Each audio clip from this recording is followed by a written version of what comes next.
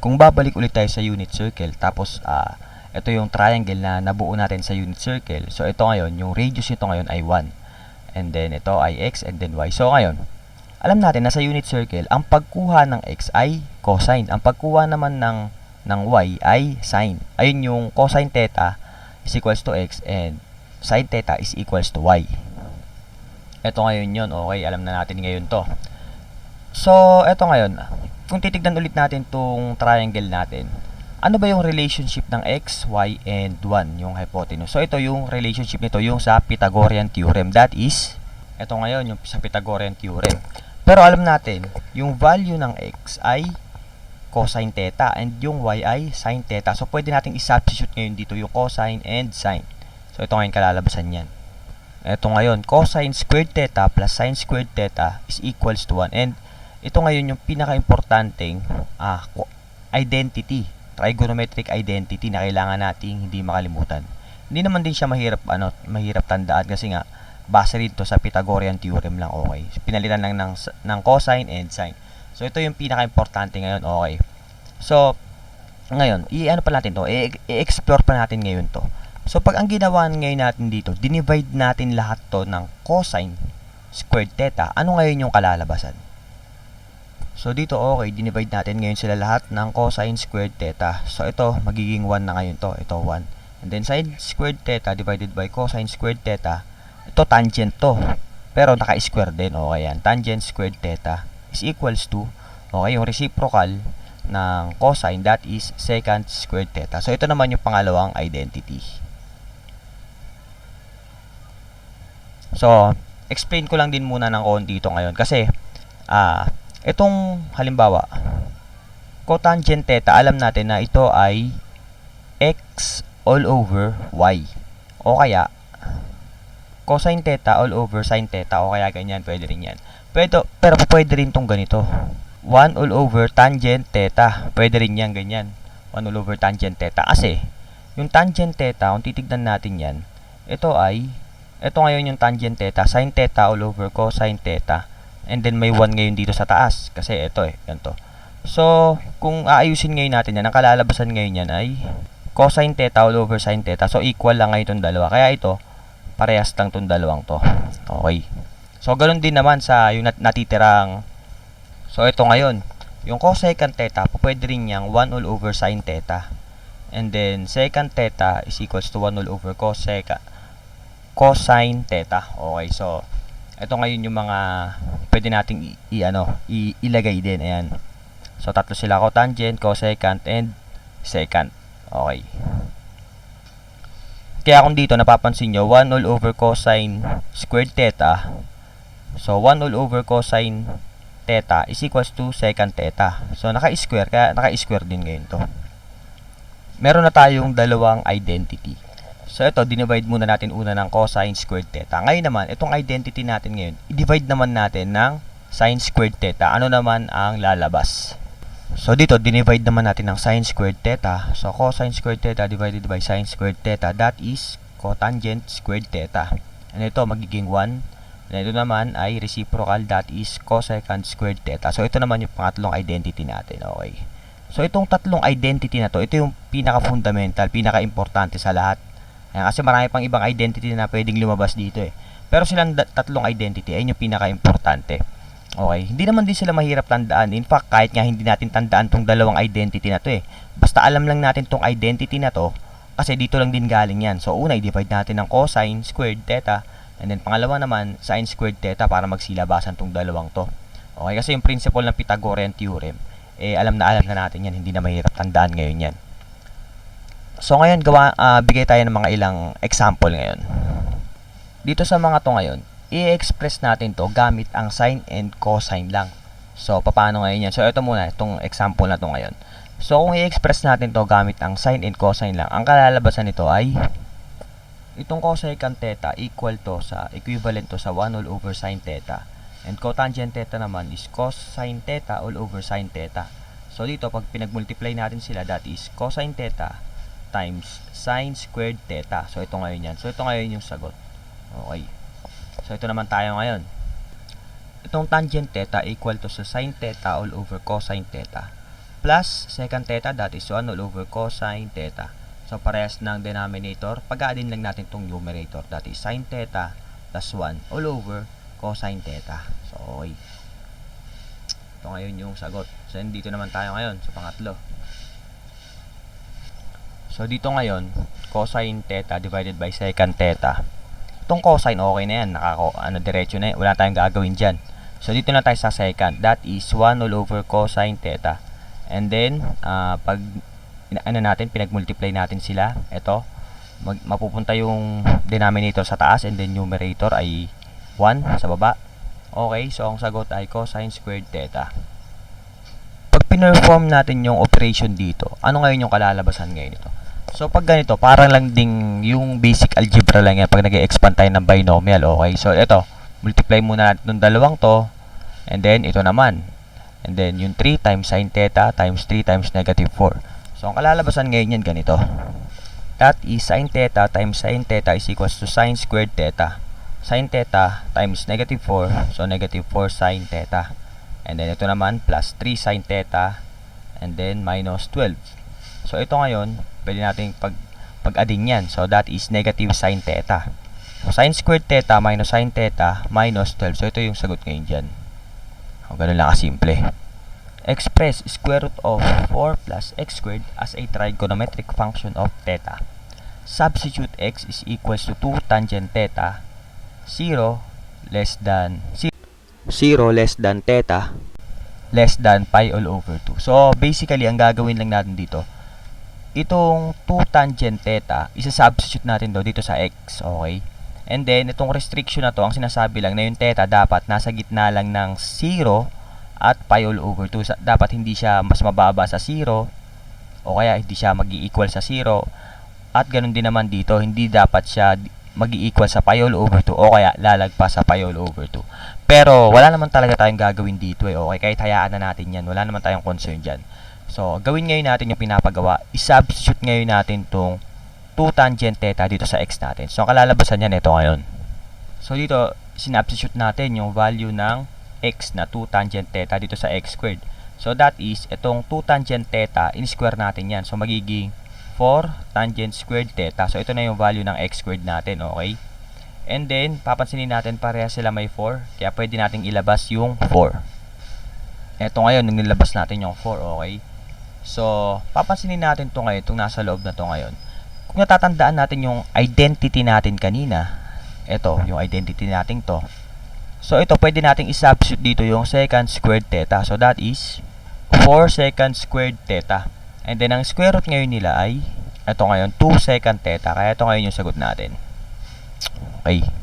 So, dito ngayon, ang gagawin natin, i-verify natin kung ito bang nasa left side ay equal dito sa nasa right side. So, basically, ang gagawin natin, itong nasa left, ipoprove natin na equal nga silang dalawa ngayon. Kaya tatlo ngayon itong parang natin, sign natin ngayon dito. So, okay, cosecant theta, cotangent theta, plus sin theta, equal ba to sa cosecant theta? So, paano natin sisimulan yung pag-prove dyan? So, titignan natin kung saan yung mas komplikado, dun tayo magsisimula. And obviously, itong nasa left side yung mas komplikado. Kaya ito yung aayusin natin ngayon dito. Okay? So, pwedeng, ang gagawin natin, paano natin masisimplify yan? Itong cotangent, alam natin na ito ay cosine theta all over sin theta. Okay. Ito ngayon, okay. Cosine theta times cosine theta all over sin theta plus sin theta. And ito, pwede natin pagsamahin. That is cosine squared theta all over sin theta plus sin theta. So, itong dalawang to, pag-addin ngayon natin yan. Ito ngayon yung kinalabasan, okay? Nung pinag-add natin sila, that is, so, sin theta ay nasa ilalim, and then cosine squared theta plus sin squared theta. So, ito na ngayon. So, alam natin na itong cosine squared theta plus sin squared theta, ito, equal yan sa 1. Kaya pwede natin i-substitute dito yung 1. So, ito na yung kinalabasan ngayon, 1 all over sin theta. At alam natin na ito ay equal sa cosecant theta. So, okay, na-prove natin ngayon na silang dalawa ay equal. Ngayon, minsan kasi, ang halimbawa sa exam, ang ginagawa, hindi naman talaga equal Okay, hindi talaga sila equal.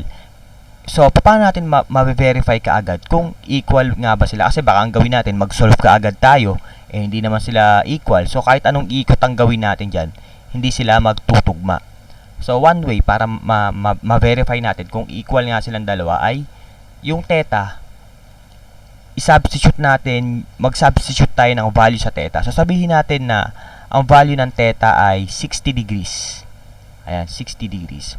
So, ang gawin lang natin ngayon dito, i-substitute lang natin yung 60 degrees sa theta ngayon dito. That is, ito ngayon, i-input nyo sa calculator nyo, ganyan, cosine 60 degrees, and then cotangent, wala naman kasing cotangent sa calculator eh. That is, ang gawin nyo, cosine 60 degrees all over sine 60 degrees. Pag-divide nyo lang. And then, sa cosecant, ganun din. So, 1 all over 60 degrees. And then, pag nakita nyo, nag-equal nga yung sagot sa kanilang dalawa, tsaka na kayo mag-proceed ngayon sa pag-prove na equal nga sila yung ganito. Okay. So, okay, dito naman. So, dito, ganun ulit gagawin natin. I-prove natin na silang dalawa nga ay equal. Okay, so, dito sa left side yung mas komplikado. Kaya dito tayo ngayon magsisimula. So, that is tangent theta equal to sa sin theta all over cosine theta times cosecant theta, which is equals to 1 all over sin theta. So, dito cancel ngayon to. So, that ang matitira na lang ay 1 all over cosine theta, which is equals to secant theta. Okay. So, dito naman, okay, i-verify natin. Rather, i-prove natin na equal nga silang dalawa kasi assuming na talagang equal nga itong dalawang to. Okay, so ganun ulit ang gagawin natin. Magsisimula tayo dito sa left part. So papansinin natin ano yung pwede natin gawin sa kanilang dalawa. Ang gawin natin ngayon, i-add natin silang dalawa. So that is, pag-multiply natin yung denominator and then proceed tayo sa addition ngayon. So ganito. So okay, dito ngayon pinag-multiply natin tong denominator, ito. And then dito ano natin, multiply natin sa taas. Yung ano lang, principle lang sa pag-add ng hindi magkaparehas na denominator. So dito mapapansin natin dito na sin theta quantity 1 plus cosine theta, dito ang denominator niya ay sin theta. So cancel ngayon tong sin. So itong quantity ngayon to 1 plus cosine theta multiply dito sa 1 plus cosine theta. Kaya ang sagot ay 1 plus cosine theta squared. And then, ganun din naman dito. Kaya ito magiging sine squared theta. Okay. And then, pag inano natin to, in-expand ngayon natin to. Ito ay 1 plus 2 cosine theta plus cosine squared theta plus sine squared theta. Okay. So, dito, pansin ka agad natin na cosine squared theta plus sine squared theta, alam natin yung identity niyan eh. Equal yan sa 1. So, i-substitute ngayon natin dyan yung 1. So, okay, eto ngayon, sinubstitute natin yung 1, okay? So, 1 plus 1, that is 2. 2 plus 2 cosine theta, and then ganun pa rin para sa denominator. So, dito, pwede nating ilabas yung 2 ngayon, that is ito, 2 quantity 1 plus cosine theta, and then cancel ngayon to. Kaya lumalabas, 2 all over sine theta, which is equals to 2 times 1 all over sine theta. Itong 1 all over sine theta equal to sa cosecant theta. So, ito na ngayon yung sagot natin. Kaya, papansin ninyo, na-verify ngayon natin dito, ito, sa dito. Okay. So, dito, pag ganito yung ginagawa natin, more on practice talaga to. Kasi, yung ginagawa ko dati to, nung estudyante ako, medyo komplikado rin minsan, okay? Pero practice lang yan. Ang technique lang, yung sa ginagawa natin, pag mag-verify kayo, you always start with the more complicated equation. So, kung saan yung mas komplikado, dun nyo simulan. And then, lagi nyong titignan kung ano ba yung pwede nyong ma-simplify, kung pwede nyo bang ma-add yung fractions, o kaya, meron ba kayong pwedeng mga pagsamahin. So, yung mga ganun, gagawa lang kayo ng paraan dito, okay? Lagi nyo lang susubukan paikutin kung hanggang saan hanggang pa pwede siyang ma-simplify, okay? Ganun yung parang basic na principle ngayon dyan. Sinasabi nga, pag ganito nga yung ginagawa, sabi, always try something. Even paths that lead to dead ends give you insights. Kasi, minsan, yung mga parang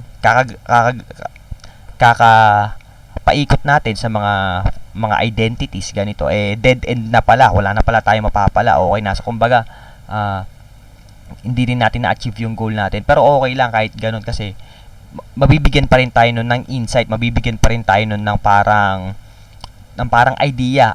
Ganito pala, hindi pala dapat ganito ginawa ko. Subukan ko kaya yung ibang solution, ganun. Okay, so tatry lang natin lahat yung mga possible solutions sa ganito. So dito naman ngayon, i-verify natin. Ngayon, sa pag-verify, pwede nating i-solve yung left side independently as well as the right side independently. And then, parehas, pag sinimplify natin, yung magiging kalalabasan nila, ayun ay magiging equal. So, ang ibig ko sabihin ganito ngayon. So, i-simplify muna natin tong left side. Dito ngayon, ang ginawa natin, pinag-add ngayon natin tong dalawang to ngayon. And then, so pag gagawin natin yan, pag multiply natin tong denominator, okay? And then, katulad din yung pag tayo ng mga fractions. And then dito, pag a-add ngayon natin tong dalawang to, that is, ang kalalabasan ngayon nito ay, pag tinanggal natin yung mga bracket, ganito lang din kalalabasan yan okay? So, tong dalawang sign na to, cancel na ngayon to. Then, 1 plus 1 is equals to 2. And then, copy the denominator. Ngayon, dito sa denominator, ang gawin ngayon natin dito, pag-multiply ngayon natin silang dalawa. So, dito ngayon, pag pinag-multiply ngayon natin to, ito ngayon yung kalalabasan. And then, itong sin theta, negative sin theta plus sin theta, cancel ngayon yan. So, ito ngayon, 1 minus sin squared theta. Okay. And then, from the identity na alam natin, ito, pag itong sin squared theta, nilipat natin sa kabila, cosine squared theta is equals to 1 minus sin squared theta, okay? So, ang value ng 1 minus sin squared theta ay cosine squared theta. So, isubstitute ngayon natin itong cosine squared theta kasi mas simple to kumpara dito sa 1 minus sin squared theta. So, ito ngayon equal sa... So, okay, ito ngayon, simple na ngayon to. Hindi na natin masisimplify yan. Okay na ngayon yan. Stop na tayo dyan. So dito naman tayo sa right side. Ito naman ngayon. I-simplify ngayon natin. So, dito sa right side, parehas may 2. Kaya pwede natin ilabas ngayon yung 2.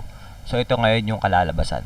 And then, dito, sa 1 plus tangent squared theta, may alam tayong identity yung ganito So, ito yung identity na 1 plus tangent squared theta is equals to secant squared theta. Kaya, mas simple ngayon tong secant squared theta. Kaya, i-substitute ngayon natin dito yan sa 1 plus tangent squared theta. So, ganun din pag pag-verify, no?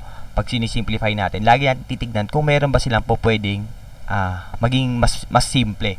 Kung meron ba silang equivalent na identity. Okay, so ito nga. So, gawin ngayon natin yan. So, ito na ngayon. 2 secant squared theta. And then, secant squared theta, ito ay equal sa 1 all over cosine squared theta. So, ito na ngayon. 2 all over cosine squared theta. So, that is, itong right side, itong left side, ang value nito ay ito rin 2 all over cosine squared theta. So, ilagay ngayon natin yan. 2 all over cosine squared theta ay equal din sa 2 all over cosine squared theta. So, itong dalawang to ay na-verify ngayon natin. So, dito ngayon, i-verify din ngayon natin itong dalawang to. So, papansinin natin, saan tayo magsisimula ngayon? Parang parehas ngayon silang komplikado. So, sige, simulan natin ngayon dito sa may left side. Okay, gawin natin tong katulad dito sa may right side. So, okay. So, kopyahin muna natin itong nasa left side. Okay, eto ngayon. So, anong gagawin ngayon natin dito? So, gusto natin maging katulad ng ganito So, papansinin natin, itong numerator, meron siyang 1 minus sin x. So, hindi theta yung ginamit niya, sin x. Pero, pwede rin natin i-treat yan na parang theta rin.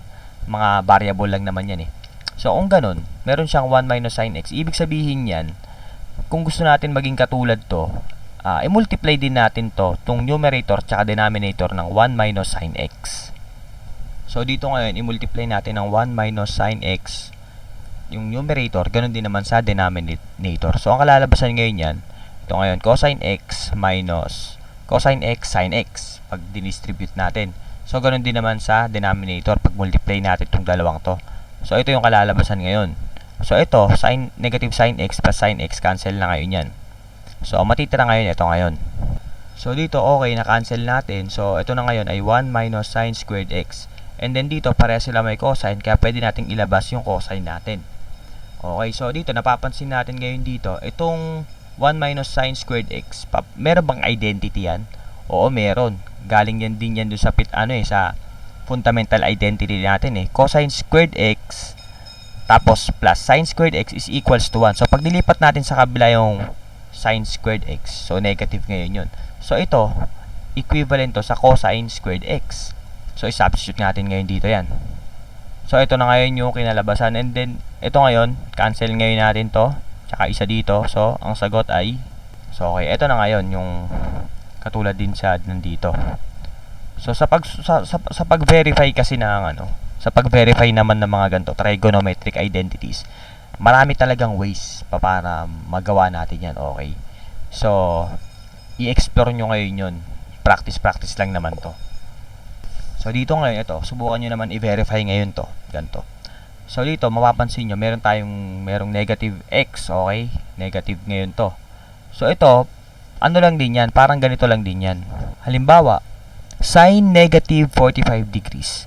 So, equal to ngayon sa negative square root of 2 all over 2. Pero, pwede rin natin itong negative ilagay natin sa labas. Magiging negative sin 45 degrees. Kasi itong sin 45 degrees equals to sa positive square root of 2 all over 2. And then, may negative, kaya ilalagay lang din yung negative dito. So, ito ngayon, kung i-simplify natin ngayon to, itong negative na to, pwedeng mapunta rin to sa harapan. So, ang kalalabasan na ngayon nito ay ganito. Okay, eto na ngayon. So, nilagay natin yung negative sa harapan. So, puro positive na kayo yung x. So, ngayon, subukan nyo na ngayon i-proceed kung ma-verify nyo ngayon yan. So, okay. So, assuming na sinubukan nyo ang i-verify ngayon yan, ang kalalabasan ngayon ng pag-verify nyan ganito. So, isulat ko na lang dito yung solution. Ito ngayon yung solution ngayon natin dyan. So, since mas komplikado yung nasa left side, so, simula ng left side, ito ngayon. And then, ang gagawin nyo ngayon, itong second x, yung reciprocal yan ng equal yan sa 1 all over cosine x. Ganun din naman sa cosecant x, ito ngayon. And then, itong second x, tsaka cosecant x, reciprocal din yan, and then, 1 all over cosine x, times naman to, times 1 all over sine x. So, sinisimplify lang ngayon natin dito. And then, pag nandyan na kayo ngayon, andito na. Itong part na to, itong numerator, ipag-minusin nyo ngayon yan. So, pag pinag-minus nyo yan, itong kalalabasan.